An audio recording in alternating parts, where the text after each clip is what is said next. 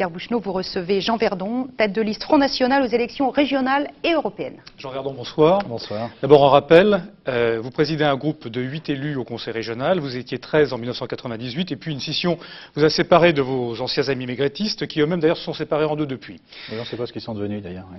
Voilà, vous repartirez avec eux vous allez vous rejoindre au deuxième tour avec eux éventuellement si... non Bon, pas de nouvelles. Pas de nouvelles. Bah, ils sont à côté de vous pourtant sur les bancs du Conseil régional. Je crois que politiquement ils n'existent plus. Donc... Bon, c'est en tous les cas votre avis. En 1998, tous ensemble, à l'extrême droite, vous faisiez 148 700 voix, soit près de 16% des suffrages. Vous espérez atteindre la barre des 20% cette fois-ci, voire 30%, prendre le pouvoir au Conseil régional ?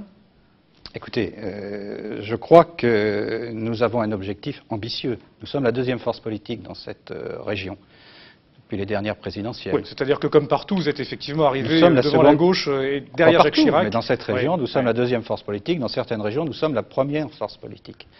Bien, nous, notre ambition, elle est naturellement de confirmer, non seulement de confirmer ces scores, mais de les améliorer. Et si j'en crois, et je regardais votre reportage sur les buralistes, j'ai pas du tout le même sentiment, le même retour que ce que vous avez présenté. Alors sur les buralistes, bon, vous n'êtes pas seul à les soutenir, hein, l'UDF aussi les soutient, mais c'est une question d'ailleurs qu'on peut leur poser aussi à l'UDF. Près de 40% des Français sont d'accord pour cette hausse des tabacs, 50% sont contre. Les 40% des gens qui acceptent qu'effectivement le tabac soit payé plus cher, pour la lutte contre le cancer, après tout, ça veut dire qu'il y a quand même une prise de conscience, un élan pour lutter contre le tabagisme. Non, mais vous, attendez, ça ne vous monsieur, inquiète pas, ça, enfin, le fait que vous ratez peut-être une occasion. Pas du tout, monsieur. Nous ne contestons pas du tout les positions qui sont prises en matière de santé publique, bien au contraire. Mais ça fait partie, ce dispositif. Bien, mais laissez-moi je continue, j'enchaîne. Ouais. Bon, je suis moi-même non-fumeur.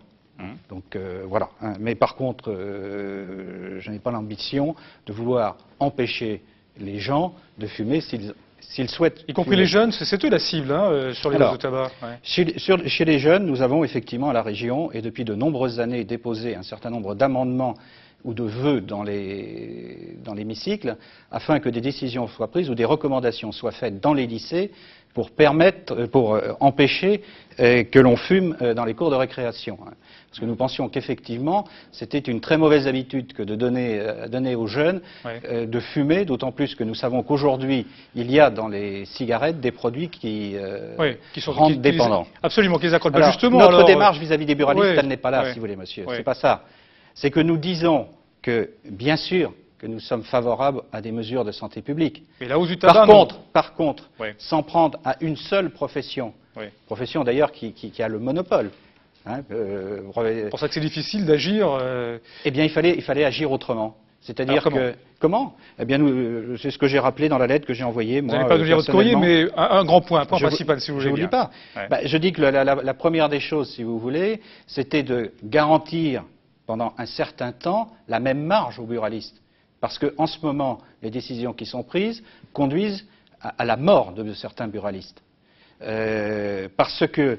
J'essaie de comprendre. C'est-à-dire, oui, à une hausse du tabac, mais qui maintiendrait des marges pour les buralistes. De quelle manière ? Eh bien, que l'État donne des marges supplémentaires aux buralistes par rapport à celles qu'elle donne en ce moment. Donc en sacrifiant ses taxes. Donc une baisse des taxes. Pourquoi pas ? Comment ? Bien sûr, pourquoi pas ? Écoutez, bon, on ne va pas rester indéfiniment sur ce problème du tabagisme. Votre programme est plus vaste que ça. J'ai lu l'annonce de votre candidature, ce n'est pas encore votre programme d'ailleurs. Dans ce programme, dans cette annonce de candidature, on a l'impression que vous attaquez autant, sinon plus, à la droite qu'à la gauche. Et notamment lorsque vous reprochez à la droite de ne pas avoir stabilisé l'impôt, contrairement à ce qu'a fait la gauche. Et vous dites d'ailleurs que c'est grâce à vous. Enfin bon, ça faisait partie du programme du PS. Alors, si vous voulez, ce que nous avons fait surtout, c'est nous avons essayé de regarder les choses. Que s'est-il passé dans cette région entre 1986, première élection au suffrage universel des élus régionaux, entre 1986 et aujourd'hui? Eh bien, vous avez en gros 3 périodes. Une première période, 86-92, président UDF de la région, majorité RPR-UDF, 100% d'augmentation de la fiscalité. 92-98, augmentation de 50% des taxes d'habitation et différentes taxes. Depuis 98, stabilisation des fiscalités. Par la gauche. Par contre, son programme. Oui, grâce au Fonds national en particulier. Voilà, par contre, endettement démesuré. augmentation de l'endettement, de la dette, très important. Et nous l'avons démontré lors des orientations budgétaires.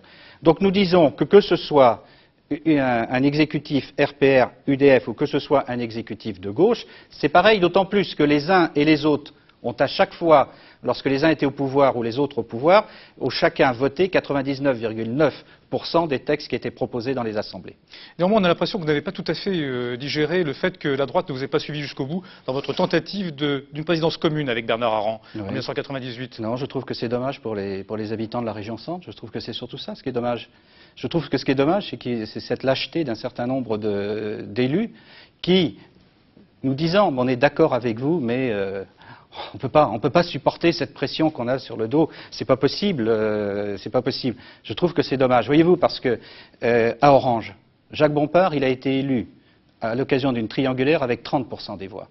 Il a appliqué le programme du Front National et à dernières élections municipales, il a été réélu au premier tour et avec 61% des voix. Eh bien moi, c'est ce que je souhaite pour les habitants de la région centre, c'est que nous puissions appliquer le programme du Front National. Et d'être élu au premier tour avec 61% des voix. Non, peut-être pas au premier tour. Jean Verdon, je vous remercie. Soyons raisonnables. D'ici le 21 mars. Merci d'être venu. Merci.